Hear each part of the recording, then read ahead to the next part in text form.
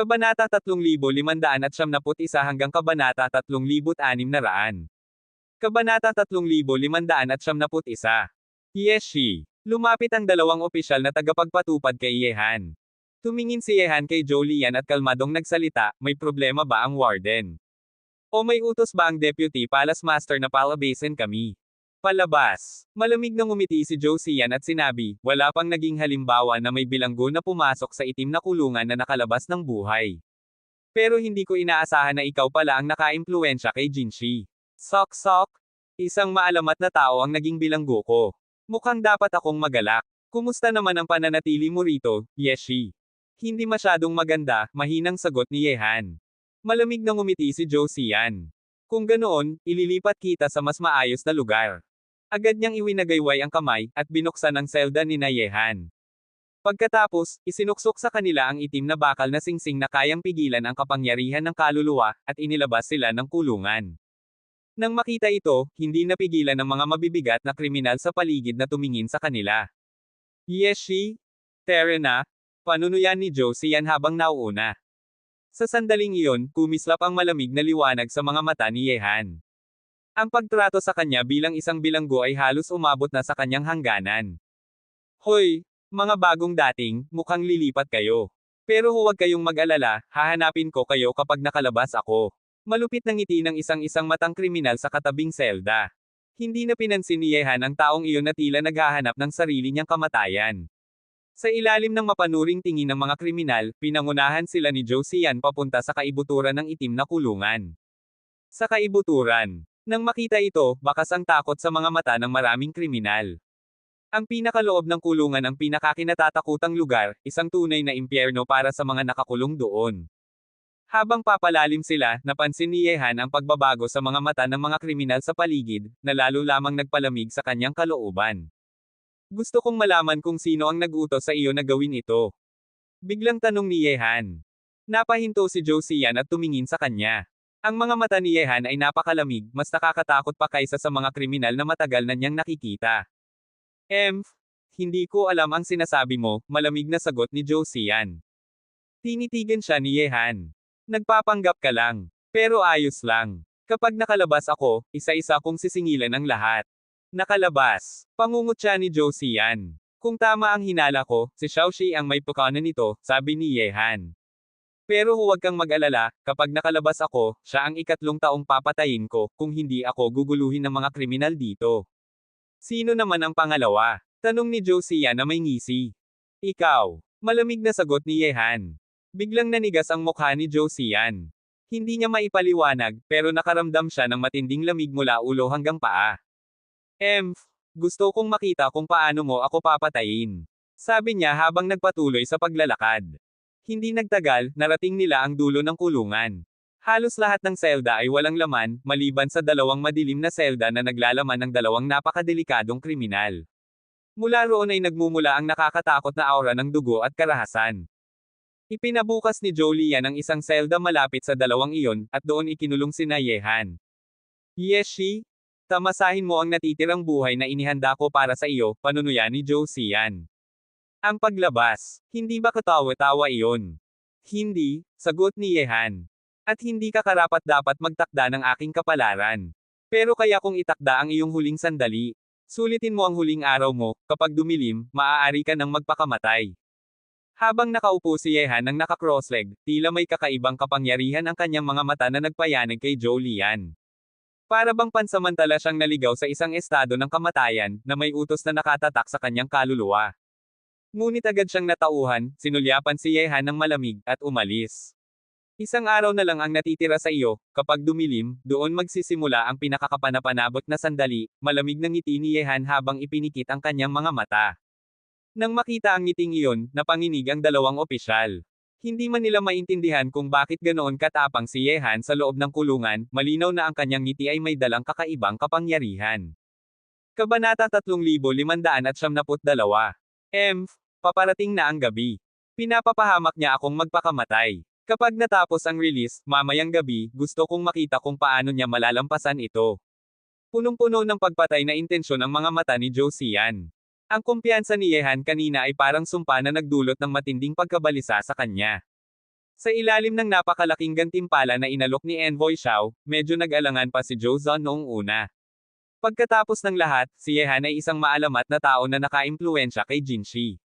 Pero ngayon, kahit wala ang gantimpala, hindi niya hahayaang makalabas ng buhay si Yehan mula sa itim na kulungan.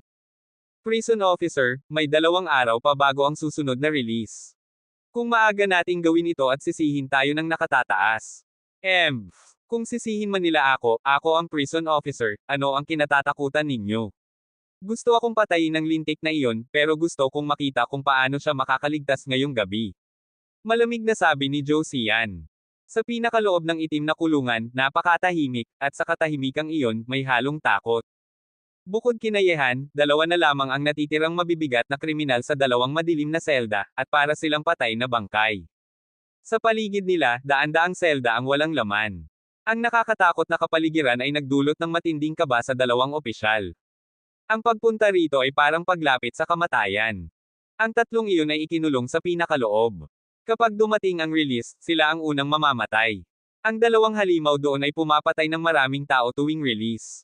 Mukhang may malakas silang nakabangga sa labas. Kung hindi sila ilalagay dito, parang ipinapadala sila sa kamatayan. Makikita sa mga mata ng mga kriminal ang matinding takot. Kahit sila'y kinatatakutan sa labas, sa loob ng kulungang ito, sila naman ang nanginginig sa harap ng 2 halimaw sa pinakaloob. Tuwing release, nabubuhay lang sila kung may mabigat silang kapalit. Ngunit kahit ilipat pa siya, walang pakialam si Yehan. Ramdam niya ang panganib mula sa 2 kriminal, pero hindi siya basta-basta kayang takutin.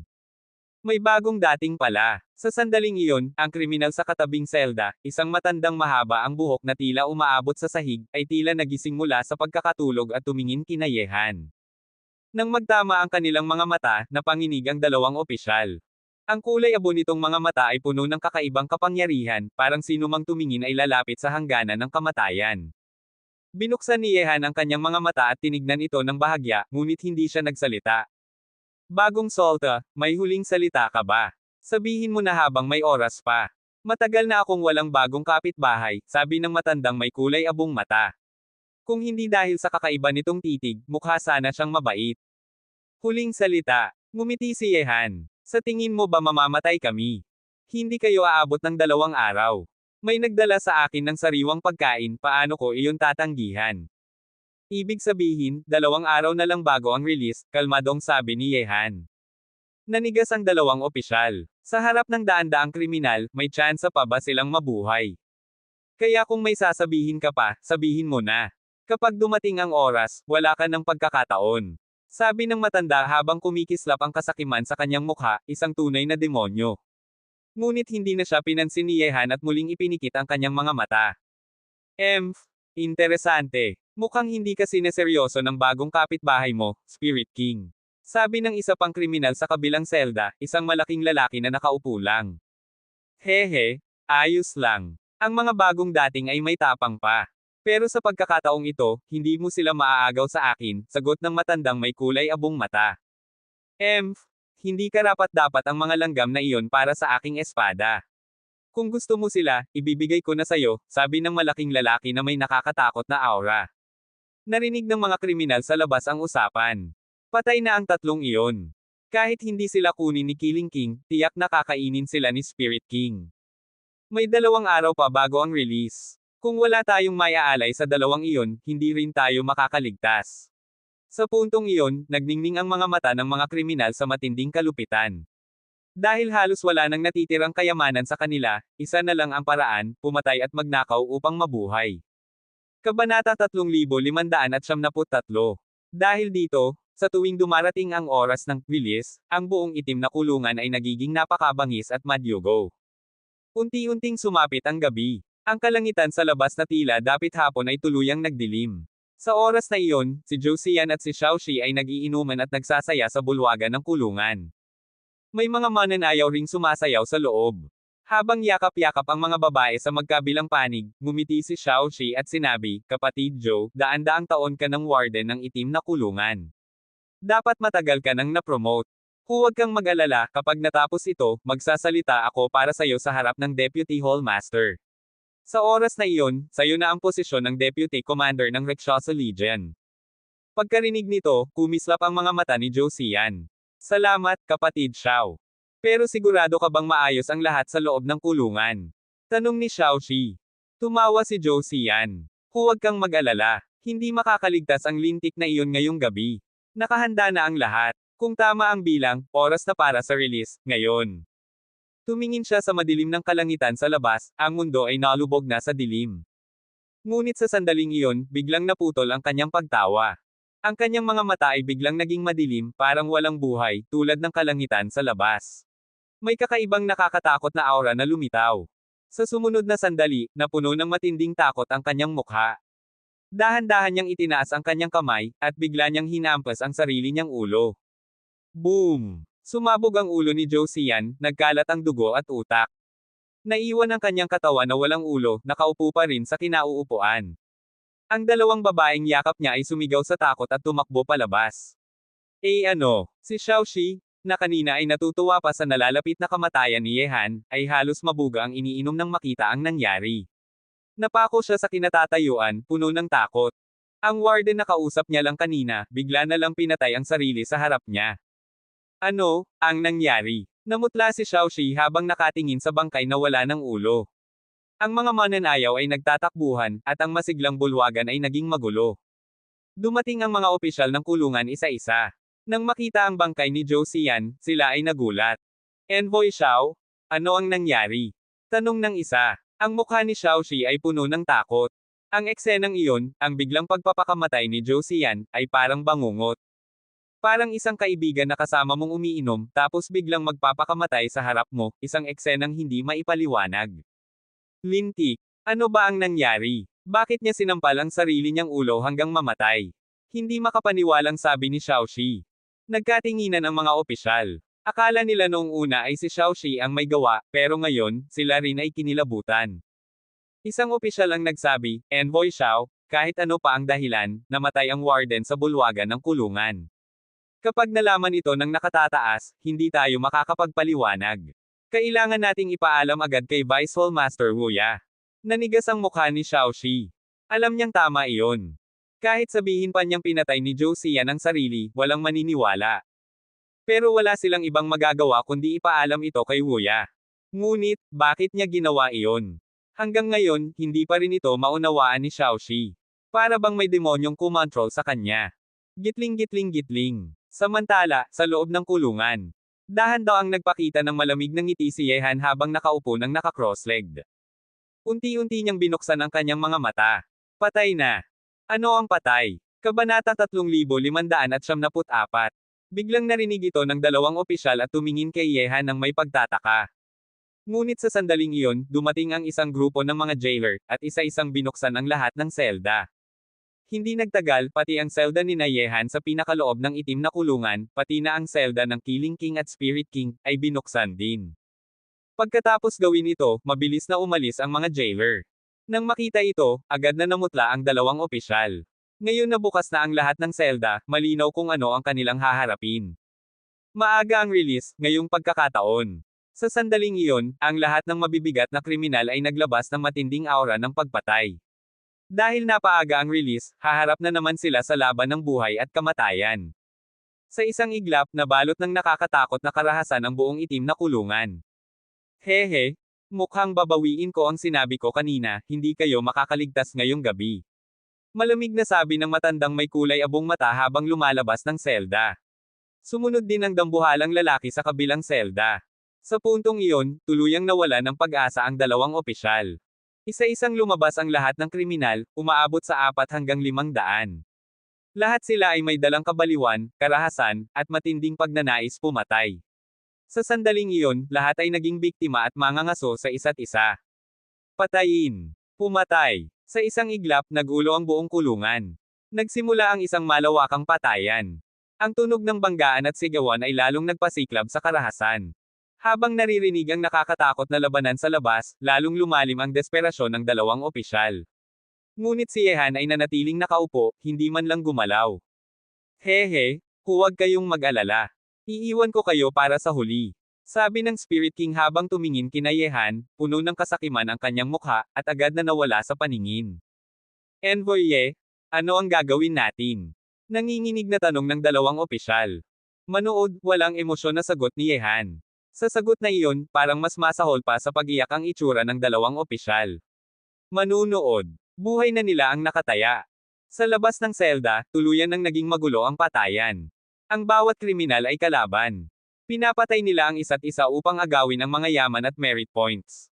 Sa loob lamang ng isang minuto, 12-dosenang tao ang namatay.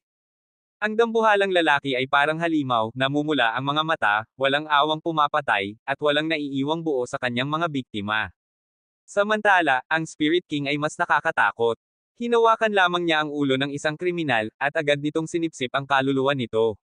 Spirit King, patawarin mo ako. Ibibigay ko lahat ng merito ko. Gusto kong magpakabusog ngayong pagkakataon. Sagot ng Spirit King habang walang awang nilalamon ang kaluluwa ng biktima, parang isang gutom na halimaw. Sa naririnig na sigawan sa labas, namutla ang dalawang opisyal. Lumabas kayo. Sa sandaling iyon, dalawang kriminal ang sumugod sa selda ni Yehan na parang mga lobo. Alam nilang bagong pasok si Yehan, tiyak na may dala itong kayamanan at maraming merit points. Kapag nakuha nila iyon, may pag-asa silang mabuhay laban sa Spirit King at Killing King. Nang makita ito, halos mawala ng lakas ang dalawang opisyal sa takot. Ngunit si Yehan, nakaupo pa rin ng matatag, hindi man lang gumalaw. Kabanata 3575. Lintik na mga bagay. Akala ninyo ba pwede ninyong galawin ang biktimang itinakda na ng haring ito? Mamatay kayo. Biglang sumulpot ang isang nakakatakot na puwersa at agad na pinatay ang dalawang kriminal na papasok sana sa selda ni Yehan. Pagkatapos nito, lumitaw ang isang anyo na lalong nagpalamig sa dugo ng dalawang opisyal. Ang Spirit King. Punong-puno ng uhaw sa dugo ang kanyang mga mata habang nakatitig kina Yehan na parang gutom na halimaw. Ngayon, kayo naman. Dahan-dahan siyang pumasok sa selda, parang isang Diyos ng kamatayan na magpapasya sa kanilang kapalaran. Pinapayuhan kitang huminto dyan, malamig na sabi ni Yehan habang unti-unting tumatayo. Ang kanyang mga mata ay tila matatalim na kutsilyo na nakatutok sa Spirit King. Pagkarinig nito, biglang tumawa ng malakas ang Spirit King, na parang narinig ang pinakakatawang bagay sa mundo. Hahaha. Ilang daang taon na ako sa kulungang ito, ikaw ang unang naglakas loob magsalita ng ganyan sa akin. Siguro ikaw na ang ika-88, o baka ikaw na ang huli, malamig na sagot ni Yehan. Sa likod niya, nanginginig sa takot ang dalawang opisyal. Alam nilang malakas si Yehan, pero ang kaharap nila ngayon ay isang halimaw. Ha. Tama, ako na ang huli. Sa halakhak, pumasok ang Spirit King sa selda. Para sa kanya, si Yehan ay isa lamang pagkain. Die! Ngunit sa sandaling iyon, gumalaw si Yehan. Ang tila payat niyang kamao ay naglalaman ng nakakatakot na lakas. Sa isang iglap, sinuntok niya ang Spirit King at pinalipad palabas ng selda, tumama ito ng malakas sa bakal na rehas ng katapat na selda. Boom! Yumanig ang buong itim na kulungan. Maging ang kastilyo sa ibabaw nito ay nayanig. Napatingin ang mga gwardya, ngunit dahil oras ng release, hindi sila kumilos, sanay na sila sa patayan tuwing ganitong oras. Ngunit ang lakas ng pagsabog na iyon ay nagpatigil sa lahat ng kriminal. Lahat sila ay napatingin sa Spirit King, nakaluhod, puno ng takot ang mukha matapos bumangga sa bakal. Maging ang Killing King ay nagulat. Sa kulungang ito, silang dalawa ang pinakamakapangyarihan, walang sino man ang nakapagbanta sa kanila. Hanggang ngayon, sino? Siya. Bulong ng mga kriminal, nanginginig sa takot. Lahat ng mata ay napunta sa pinakaloob, sa selda kung saan dahan-daang lumabas si Yehan. Kasunod niya ang dalawang opisyal, na tulala pa rin. Kitang-kita nila, isang suntok lang, at pinabagsak ni Yehan ang Spirit King. Siya ba? Siya ang nagpatomba sa Spirit King. Punong-puno ng takot ang mga mata ng lahat. Kung kaya niyang itumba ang Spirit King. Anong klaseng halimaw siya? Tumingin si Yehan sa Spirit King na nakaluhod pa rin. Bahagya siyang nagulat. Hindi ka namatay sa isang suntok, may lakas ka nga. Unti-unting tumayo ang Spirit King, parang isang galit na halimaw. Madilim ang kanyang mga mata. Lintik, nagkamali ako. Hindi ko inaasahan na ganito kakalakas. Kalmadong sumagot si Yehan, hindi ko rin inaasahan na mabubuhay ka matapos ang isang suntok ko. Binalaan na kita, pero hindi ka nakinig. Ikaw, lintik ka. Kabanata 3576. Mahinang umungol ang Spirit King habang sumasabog ang nakakatakot na kapangyarihan ng kaluluwa mula sa kanyang kakaibang kulay abong mga mata. Muli siyang sumugod kay Yehan. Walang silbi. Walang emosyon ang mukha ni Yehan. Sa isang simpleng galaw ng kanyang manggas, ang Spirit King ay muling naitulak paatras, walang kalaban-laban. Sa pagkakataong ito, lubhang namutla ang mukha ng Spirit King. Nang makita ito, muling napuno ng takot ang mga mata ng lahat ng kriminal. Kanina, hindi nila nakita kung paano naitaboy ni Yehan ang Spirit King. Pero ngayon, kitang-kita nila ang tunay nitong lakas. Sino ba siya? Paano siya naging ganito kalakas? Ang Spirit King ay nasa rurok ng sheriff, pero parang wala lang sa kanya. Nanginginig ang mga kriminal. May mas nakakatakot pa pala kaysa sa Spirit King. Kill him. Killing King, patayin mo siya. Ibibigay ko ang lahat ng gusto mo. Sigaw ng Spirit King. Kapag namatay ako, hindi mo rin siya mapipigilan. Sandaling natahimik ang Killing King. Pagkatapos, kumislap ang kanyang mga mata sa pagpatay. Tama ka, lahat kayo, sabay-sabay. Ang tatanggi, mamamatay. Sa utos na iyon, nag-alangan ang mga kriminal.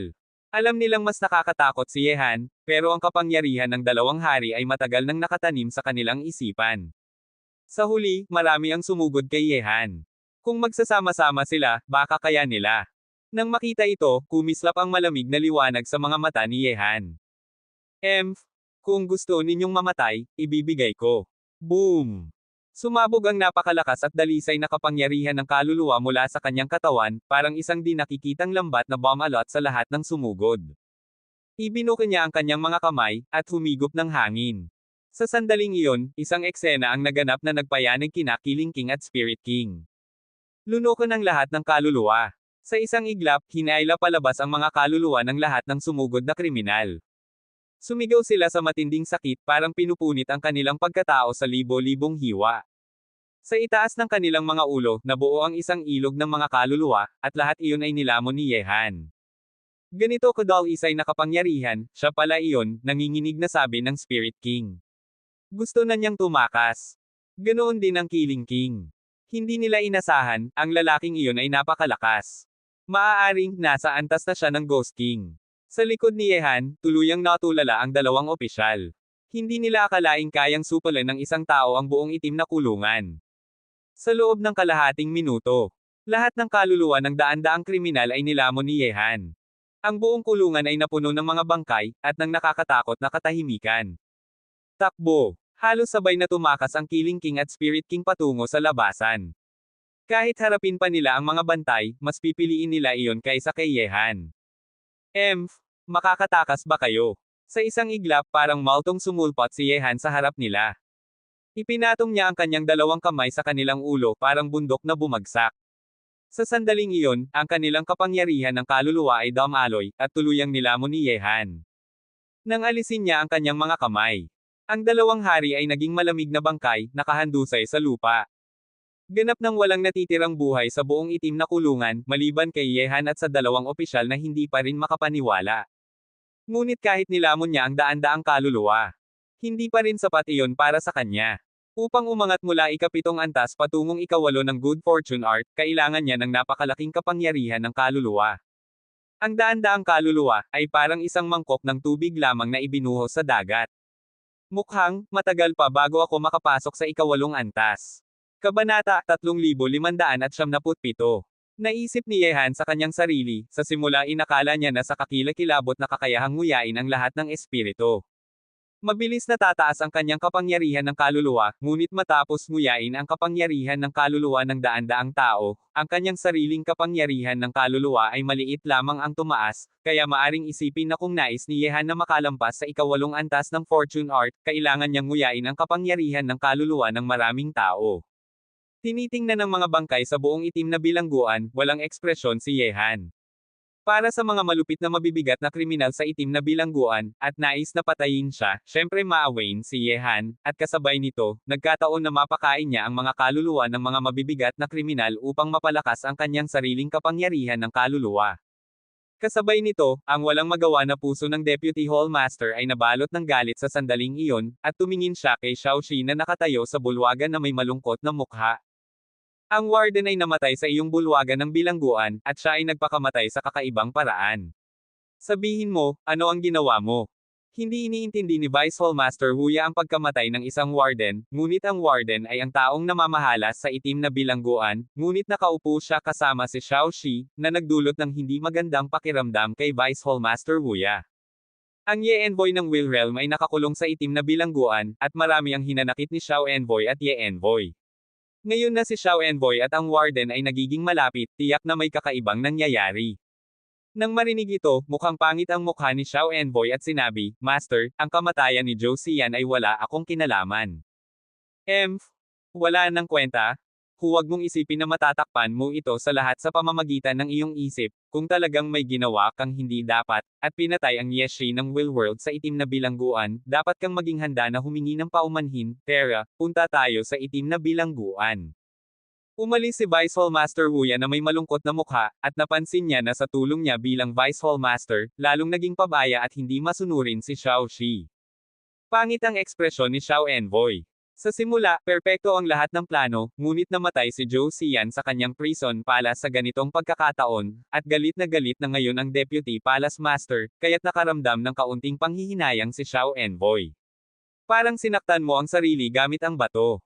Hindi nagtagal, nang kusang pumunta ang Vice Principal sa itim na bilangguan, sumunod din ang Commander ng Blood Shire, at hindi nagtagal ay dumating siya sa itim na bilangguan.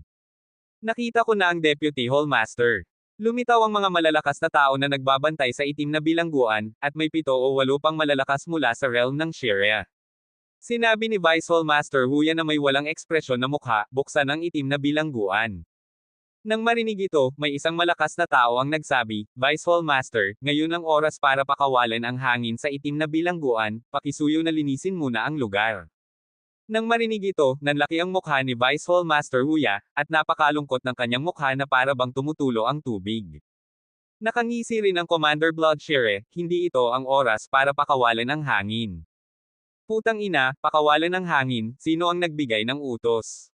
Mabilis na tumibok ang puso ni Deputy Palace Master Huya, kung pakakawalan ang itim na bilangguan ng maaga, paano makaliligtas ang Yeshi ng Will Realm sa harap ng isang grupo ng kakilakilabot na mabibigat na kriminal.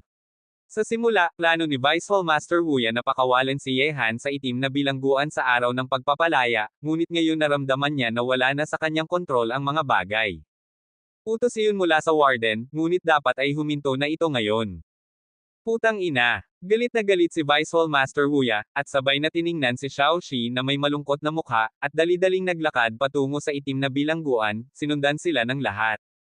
Ngunit pagpasok sa itim na bilangguan, nagulat ang lahat nang makita ang mga bangkay na nakakalat sa buong bilangguan. Higit pa rito, ang mga bangkay ni Lingwang at Killing King sa pasukan ng itim na bilangguan ay nagdulot ng matinding pagbabago sa kanilang mga mukha. Talagang ang Lingwang at Killing King ang pinakakakilakilabot na nilalang sa itim na bilangguan. Bakit pati sila ay patay? Anong nangyayari? Patay na pati ang Spirit King at Killing King. Pwede bang patay na lahat sa itim na bilangguan? Nagulat ang malakas na tao na nagbabantay sa itim na bilangguan. Ang kaganapan sa itim na bilangguan ay tumagal lamang ng sandali. Sa simula, inakala nilang hindi marami ang mamamatay, ngunit sa sandaling ito, ang mga bangkay sa buong sahig, at ang kakaibang katahimikan ay walang duda na walang buhay na naiwan sa itim na bilangguan. Nang makita ang eksenang ito, dumaan sa mukha ni Xiao Shi ang isang nakakatakot na ekspresyon, patay na rin ang taong iyon. Tingnan mo, hanapin mo ang Ye Envoy ng Will Realm para sa akin, kahit patay na siya. Labis na malamig ang puso ni Deputy Palace Master Huya, patay na si Ye Envoy ng Will World, kapag hinabol ito ni Lord Bayan Cheng, pati siya, ang Deputy Hallmaster na naglagay kay Yehan sa itim na bilangguan, ay paparusahan, at maaaring mawalan pa ng posisyon bilang Deputy Hallmaster. Sa sandaling ito, lubos na kinamumuhian niya si Xiao Shi. Sino ang sanhi ng lahat ng ito? Paano hindi mahulaan ni Vice Hallmaster Huya? Agad na pumasok ang lahat sa itim na bilangguan at tumingin sa bilangguan. Pati si Vice Hallmaster Huya ay naghanap sa mga bangkay sa buong sahig. Sa harap ng mga baliw na kriminal sa itim na bilangguan, hindi niya inakalang buhay pa si Yehan. Tanging si Xiao Shi lamang ang nakatayo nang hindi gumagalaw sa gitna ng mga bangkay sa sahig. Patay na si Yehan, at siya ang pinaka-relieved na tao ngayon. Gayunpaman, si Xiao Shi, na palaging malakas at sanay sa suporta ng Deputy Hallmaster, ay hindi alam sa sandaling ito na iniwan na siya sa puso ni Vice Hallmaster Huya. Kahit na hindi patay si Yehan, sa sobrang katigasan at hindi pagsunod ni Xiao Shi, hindi na gagamitin muli ng Vice Hall Master Wuya ang mga taong iyon. Kaya, ang buhay at kamatayan ni Yehan ay isang nakamamatay na dagok sa hinaharap ni Xiaoxi. Kabanata 3578. Kapag wala na ang suporta mula sa Deputy Hall Master, mawawala ang backing ni Envoy Xiao sa lungsod na ito, at mas maraming tao ang tatapak sa kanya sa panahong iyon. Gayunpaman, nasa listahan na ng must kill ni Yehan si Envoy Xiao, kaya syempre hindi siya papayagang makalabas ni Yehan. Hahanapin mo ba ako? Sa oras na ito, habang tinitingnan ng lahat ang mga bangkay sa buong sahig at ang walang laman na bilangguan, 3 tauhan ang dahan-daang lumabas mula sa isang bilangguan sa pinakamalalim na bahagi ng itim na bilangguan. Pagkatapos marinig ito, agad na tumingin si Vice Hall Master Wuya at ang iba pa. Nang makita ang buo at bata na lalaki, dumaan sa mga mata ni Vice Hall Master Wuya ang isang ekspresyon ng pagkabigla. Tinitingnan ng batang lalaki na lumitaw sa harap ng lahat, parang kumain ng tae si Xiaoxi, napakasama ng kanyang mukha, bakit hindi namatay ang taong ito? Lumakad si Yehan palabas ng bilangguan kasama ang 2 executive officers, at tiningnan si Vice Hall Master Wuya at ang iba na nakatayo sa gitna ng mga bangkay sa sahig. Sa sandaling ito, kahit na nagulat si Deputy Palace Master Wuya na buhay pa si Yehan, nakaramdam pa rin siya ng kaluwagan na buhay pa si Yehan. Bakit buhay pa siya? Nagkatinginan ng mga malalakas na tao na nagbabantay sa itim na bilangguan ng walang ekspresyon. Patay na ang Killing King at Spirit King, at buhay pa rin si Yehan at ang 3 pa, na parang isang himala para sa kanila. Tiningnan rin ni Commander Zhu Shire ang 3 kasama si Yehan na may ekspresyon ng pagkagulat. Ang eksena sa harap niya ay medyo hindi maisip. Putang ina, bakit hindi pa siya patay? Bakit hindi pa siya patay? Tinitingnan si Yehan na buo at nakatayo sa kanyang harapan, napakainis ng mukha ni Xiaoxi parang hayop. Bakit? Iniisip ba ninyo na normal lang ang resulta na ito pagkatapos kong mamatay? Sabi ni Yehan nang walang emosyon, tinitingnan si Wuya Vice Hall Master at ang iba na nagulat. Sumunod ang 2 executive officers sa likod ni Yehan. Sa sandaling ito, wala na silang takot sa mukha.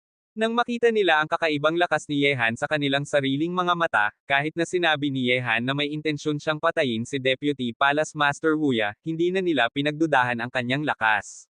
Syempre hindi. Sabi ni Deputy Palace Master Wuya na may buntong hininga ng kaluwagan, ngunit, hindi ba dapat magpaliwanag si Yeshi? Sabi ni Yehan nang walang emosyon, ipaliwanag ang ano. Isa lang itong grupo ng mabibigat na kriminal na naghihintay na mamatay sa itim na bilangguan. Ano ang kinalaman nila sa akin habang pinapatay nila ang isa't isa? Nang marinig ang sagot ni Yehan, kahit na hindi pa rin makapaniwala ang mga naroroon, ito lamang ang pinakamakatuwirang paliwanag, kahit hindi nila maintindihan kung paano nagawa ng lahat ng mabibigat na kriminal sa itim na bilangguan na patayin ang isa't isa, at pati ang serial killing king at spirit king, patay na ang 2 nakakatakot na ito. Gayunpaman, kung sinabi ni Yehan na siya ang pumatay sa lahat ng mabibigat na kriminal sa itim na bilangguan mag-isa, magdududa sila. Sabi ni Vice Hall Master Wuya, sa ganitong kaso, maaari nang sumama si Yeshi sa akin palabas ng itim na bilangguan. Ang pagpatay sa executive officer ng prison hall ay wala sa kinalaman ni Ye Envoy. Nang marinig ito, nagpakita si Xiaoxi ng nakakatakot na galit sa kanyang mukha. Lahat ng ginawa niya ay naging walang silbi sa ilalim ng mga salita ni Deputy Palace Master Wuya.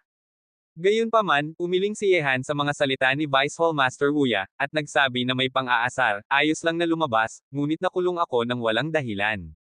Posible bang gusto lang ng Vice Hall Master na ibunyag ang katotohanan? Nang marinig ito, nakakulay ang noo ni Wuya at sinabi, ano naman ang gusto mo? Hindi pa ako patay, mukhang may isang taong hindi nasisiyahan, kaya bibigyan ko siya ng patas na pagkakataon. Tumingin si Yehan kay Xiaoxi na may seryosong mukha, hindi pa ako patay, tiyak na sobrang nadismaya ka. Swerte lang? Swerte at kapalaran lang iyon. Maingay na binitiwan ni Xiao Envoy. Kaya, bibigyan kita ng pagkakataon na patayin ako. Magkakaroon tayo ng patas na laban. Buhay at kamatayan ay nakasalalay sa iyo. Kaya mo bang makipaglaban? Isang intensyon ng pagpatay ang dumaan sa mukha ni Xiao Envoy, mukhang iniisip mo talagang sapat na ang buhay mo. Kung gusto mong mamatay, bibigyan kita. Bukas ng tanghali sa arena, hinihintay ka ng envoy na ito para mamatay. Pagkatapos sabihin ito, lumingon si Xiaoxi at umalis. Nang makita ito, nakakulay ang noo ni Deputy Palace Master Wuya, ngunit ito ay isang labanan sa buhay at kamatayan na desisyon ni Yehan at Xiaoxi, at sino man ang mamatay noon ay wala nang kinalaman sa iba. Para kay Xiaoxi, handang talikuran na ni Vice Master Wuya. Siyempre, kung mamamatay man talaga si Yehan sa kamay ni Xiaoxi bukas, wala itong kinalaman sa kanya. Tinitingnan si Envoy Xiao na papalayo, hindi itinago ni Yehan ang intensyon ng pagpatay sa kanyang puso, at dahan-daang naglakad patungo kay Deputy Palace Master Wuya at ang iba. Kabanata 3579. Gusto ko ng kautusan para makapasok sa Samsara Guild. Hindi ko alam kung tatanggihan ba ito ng Vice Master. Matamlay na tiningnan ni Yehan si Vice Master Wuya. Natural na hindi niya gusto ang taong ito. Kung hindi dahil sa kanya, paano magiging ganito kakabaliw si Xiao Envoy na may suporta buong taon? Tahimik na sinabi ni Vice Master Wuya, oo, ngunit pinapayuhan kita na pag-isipan mabuti, kung may mangyaring mali sa patas na laban sa pagitan mo at ni Xiaoxi bukas, ikaw ang mananagot sa kahihinatnan. Sabi ni Yehan, huwag mag-alala, Vice Master, buhay at kamatayan ay nakasalalay sa iyo. Sobrang tiwala mo sa sarili, sana ang swerte mo bukas ay katulad ng sa araw na ito. Maingay na binitiwan ni Deputy Palace Master Wuya, at umalis sa prison hall. Lumapit si Commander Bloodshire at sinabi kay Yehan, bagamat hindi ko alam kung paano ka nakaligtas sa itim na bilangguan nang mamatay ang lahat, ngunit hindi mahina ang lakas ni Xiaoxi, nasa rurok na siya ng Ghost Generals, at isang hakbang na lang siya makapasok sa realm ng Shire, sigurado ka ba na gusto mong makipaglaban ng patas sa kanya? Kung ganoon, hindi ko alam kung naisip na ba ni Commander Blood Ozer kung bakit nakaligtas ako sa itim na bilangguan. Tanong ni Yehan. Hindi ka ba ang pumatay sa lahat sa itim na bilangguan, di ba? Sabi ni Commander Bloodshire, nakakunot ang noo. Bakit hindi? Pagkarinig nito, nanigas ang mukha ni Commander Bloodshire. Talagang hindi niya pinaniwalaan na kayang patayin ni Yehan ang lahat ng mabibigat na kriminal sa itim na bilangguan mag-isa, at pati ang dalawang malalakas sa rurok ng Shire Realm, ang Killing King at Spirit King. Kung ganoon, talagang nakakatakot kang tao, at tiyak na mamamatay si Envoy Xiao bukas. Huminga ng malalim si Commander Bloodshire. Siyempre, kahit sinabi niya iyon, hindi pa rin siya naniniwala na si Yehan ang pumatay sa mga mabibigat na kriminal sa itim na bilangguan. Siya, dapat patay na noon pa. Isang malamig na intensyon ng pagpatay ang dumaan sa mga mata ni Yehan. Gusto mong sumali sa Samsara Guild, ano ang layunin mo? Tingnan ang sinaunang aklat ng reincarnation. Sige, bukas ay personal kung ihahatid sa iyo ang Imperial Edict. Mabilis ang lumipas ng gabi. Sa ikalawang araw, sa pangunguna ni Bloodshire, pumunta si Yehan sa arena. Ito ang Imperial Edict na kailangan mo, ngunit mas mabuti kung makakalabas ka sa arena ng buhay para magamit ang kautusang ito. Ipinasa ni Commander Bloodshire ang itim na selyo kay Yehan. Maraming salamat. Itinabi ni Yehan ang Imperial Edict.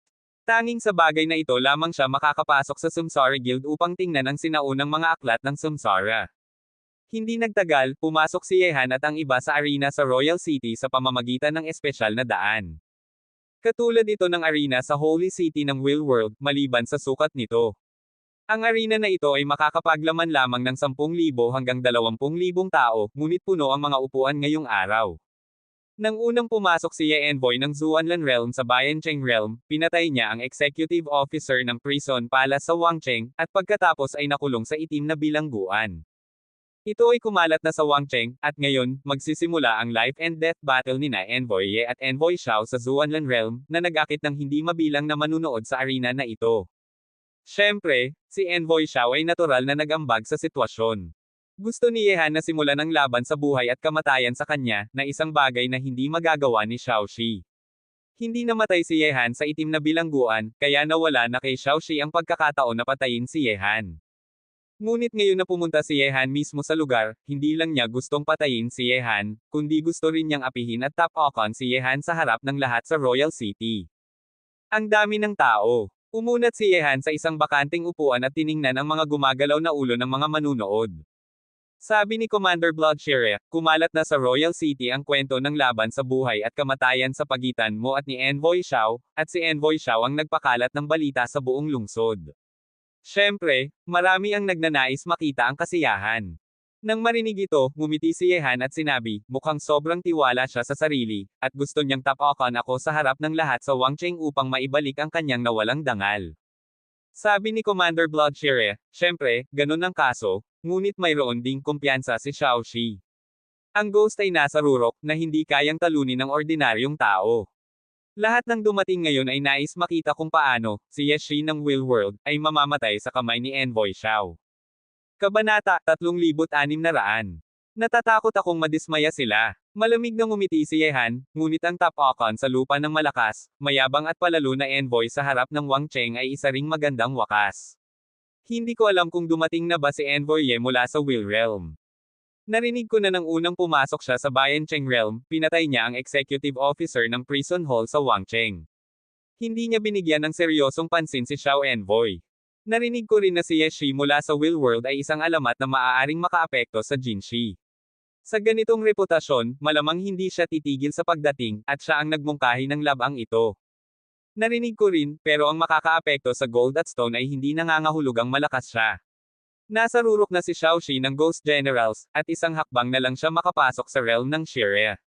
Natatakot ako na napakalakas ni Yeshi mula sa mundo ng runners. Walang tsansa na manalo.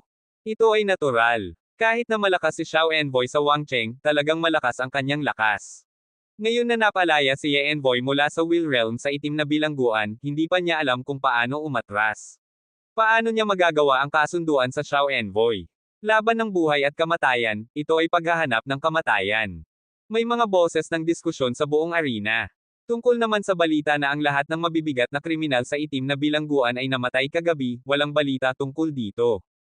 Ang bagay na ito ay sinarado ng mga mataas na opisyal ng Bayan Cheng Realm, at tanging mga mataas na ehekutibo ng Zuanlan Realm lamang ang nakakaalam. Sa oras na ito, may 3 lalaki at isang babae sa isang stand sa Wang Cheng. Ang 4 na matanda ay nakatitig sa arena, at maaari nilang makita ang buong arena. Narinig ko na lahat ng mabibigat na kriminal na ikinulong sa itim na bilangguan kagabi ay pinatay ang isa't isa. Tanging ang batang ito at ang executive officer sa paligid niya ang nakaligtas. Medyo nakaka-explode ang bagay na ito. Hindi ba't siya ang gumawa nito? Sabi ng matandang babae sa kanila. Marahil siya, marahil hindi.